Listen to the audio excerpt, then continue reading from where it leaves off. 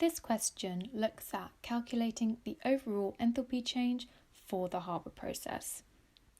What you want to first do is to write out the equation for the Haber process. The whole purpose of the Haber process is to produce ammonia from nitrogen and hydrogen. So the balanced equation for the Haber process is as shown. It's nitrogen, which is N2, plus 3 lots of hydrogen, which is H2, going to 2 lots of ammonia, which is NH3. Notice how this equation is balanced because it's got 2 nitrogens on the left-hand side and also on the right-hand side. On the left-hand side, it's got a total of 6 hydrogens, and it also has this on the right-hand side. Also note how the state symbols are all gases. The second thing that I like to do when I see this type of question is to write out the displayed formula for the reaction. So you've got nitrogen, which is made up of 2 nitrogen atoms joined together by a triple bond, and you have 3 lots of hydrogen molecules. Within ammonia, nitrogen is coordinated to 3 hydrogen atoms, and because nitrogen is in group 5 of the periodic table, it's got 5 electrons in its outer shell. 3 of these are used to bond to hydrogen, so it's going to have remaining 2 electrons which are non-bonded, and these are a lone pair of electrons. And overall, there are 2 lots of ammonia molecules.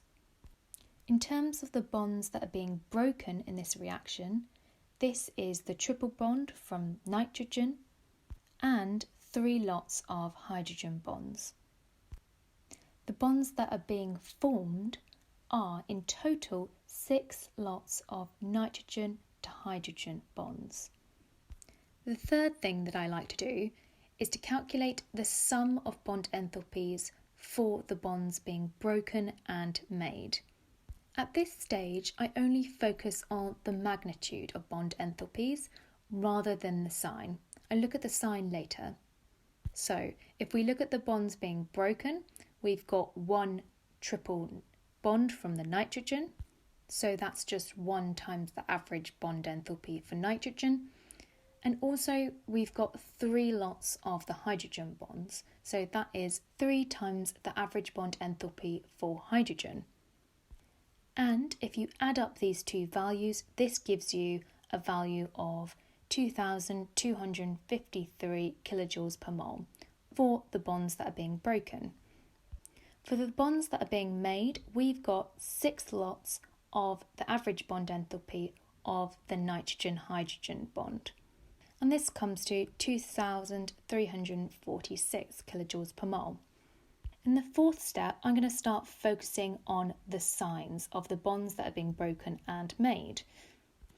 You should remember that in order to break a bond, you have to put energy into that system.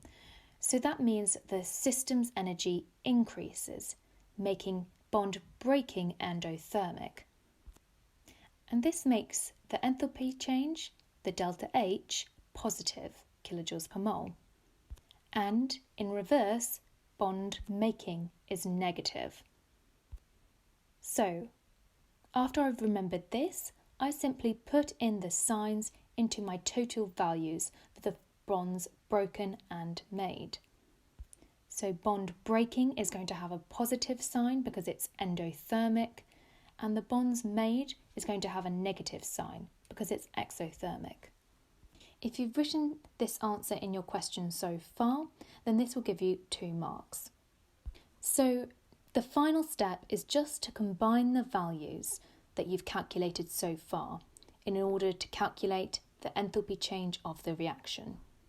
So you've got the total value of the enthalpy of the bonds broken, which is positive 2,253 kilojoules per mole, and you combine that to the value of the bond enthalpy for the bonds that are being made, which is negative 2,346 kilojoules per mole.